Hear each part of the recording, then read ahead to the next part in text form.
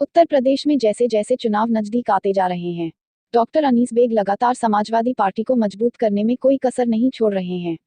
वैसे तो शहर और कैंट विधानसभा क्षेत्र से कई उम्मीदवार सपा से चुनाव लड़ने के लिए आवेदन कर सपा सुप्रीमो के निर्णय का इंतजार कर रहे हैं, परंतु इन सब के बीच डॉक्टर अनीस बेग का 2022 में उत्तर प्रदेश में सपा सरकार लाने और अपने नेता माननीय अखिलेश यादव को मुख्यमंत्री बनाने के सपने का जुनून देखकर ऐसा लगता है जैसे इस बार जिले की 9 सीटों पर समाजवादी परचम लहराने जा रहा है। आपको बताते चले, शहर और कैंट विधानसभा क्षेत्र भाजपा का मजबूत किला माना जाता रहा है और यहां पर समाजवादी पार्टी अपना प्रत्याशी जिताने में कामयाब नहीं हो पाई है, परंतु इस बार राजनीतिक पंडितों का मानना है कि अनीस बेग जैसा जुनून पिछली बार के प्रत्याशियों ने दिखाया होता तो शहर और कैंट दोनों सीटों पर सपा का परचम लहराया होता। डॉक्टर अनीस बेग चिकित्सक होने के साथ ही शहर और कैंट में एक समाजसेवी की हैसियत से एक अलग पहचान बना चुके हैं, जिसका फायदा इस बार समाजवादी पार्टी को भरपूर मिल रहा है। यही कारण है कि डॉक्टर अनीस बेग लगातार सिख समाज, हरिजन समाज, जाटव समाज, ब्राह्मण समाज, कश्यप समाज, राठौर समाज के बीच लगातार समाजवादी पार्टी को मजबूत कर सपा का संदेश जन जन तक पहुंचाने का कार्य कर रहे हैं। इसी क्रम में आज डॉक्टर अनीस बेग के साथ क्रिश्चियन समाज का आना सपा की जीत का सुनिश्चित होना माना जा रहा है। क्रिसमस के त्योहार से पहले ईसाई समाज के लोग कैरसीव प्रभु यीशु मसीह के जन्मदिवस से पहले एकता का संदेश देते हैं।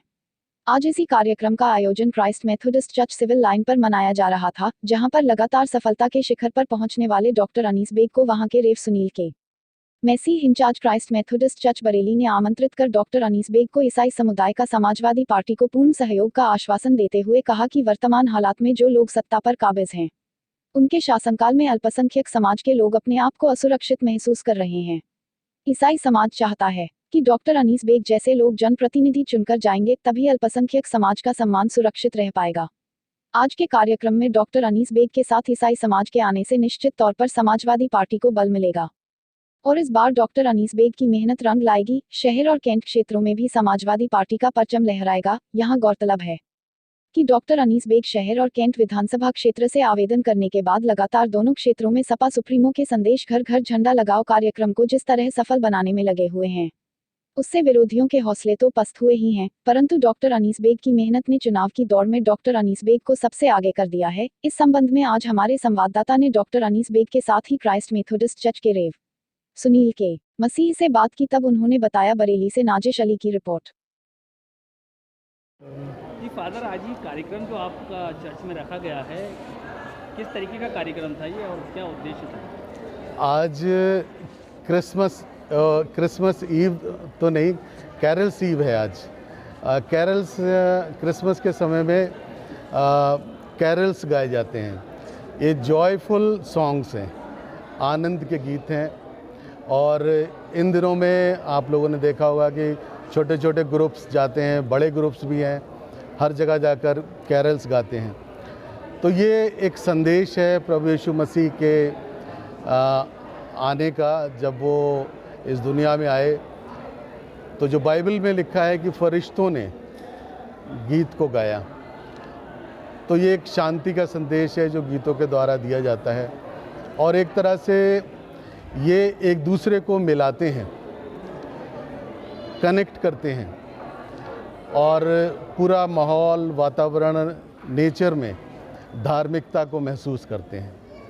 तो यही हमारा विश्वास है कि हम इन गीतों के द्वारा संदेश दूसरों को दें और प्रभु यीशु मसीह के आगमन के बारे में बताएं और यही जन्मदिन की उसकी खुशी है कि जो हम दूसरों के साथ शेयर करें।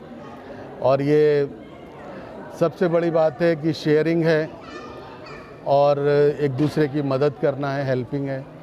यही एक मेन उद्देश्य है क्रिसमस का। को लेकर भारतवासियों से क्या अपील करना चाहेंगे, क्या संदेश देना चाहेंगे? क्रिसमस के अवसर पर भी हम यही कहना चाहते हैं कि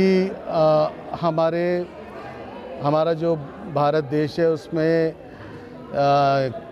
क्रिश्चियंस कम संख्या में हैं, लेकिन जो भाईचारा, जो मेल मिलाप और जो एक दूसरे के साथ प्यार मोहब्बत का जो माहौल है वो हमेशा कायम रहे, जो पहले समय में रहा था।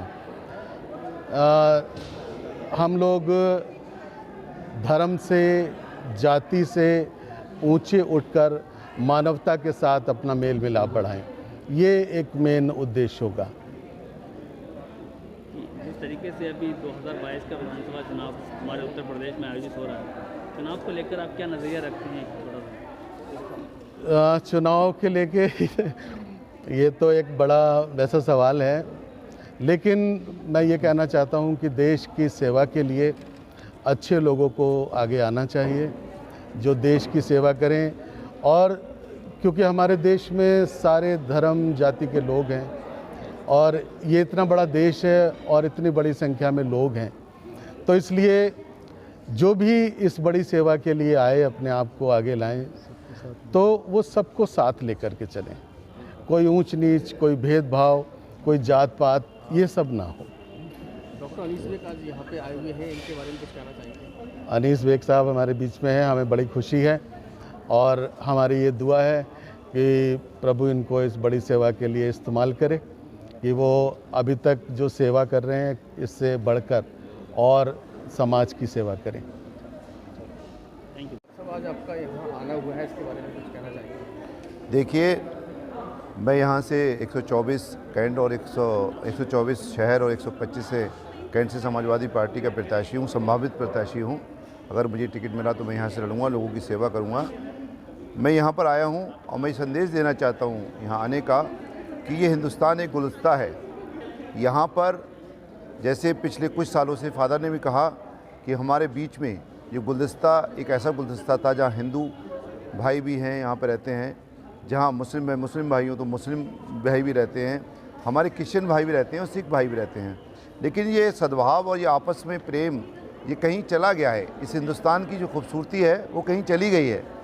तो हम लोगों का सबका, जो हम लोगों के जो जिम्मेदार लोग हैं, उनका सबका एक ही मकसद है कि इस हिंदुस्तान को एक खूबसूरत गुलदस्ते की तरह रहने दिया जाए और हम सब एक दूसरे के त्यौहार मनाएं और एक दूसरे को प्यार करें, ना कि नफ़रत फैलाएं जैसे पीछे कुछ सालों में फैला दी गई है।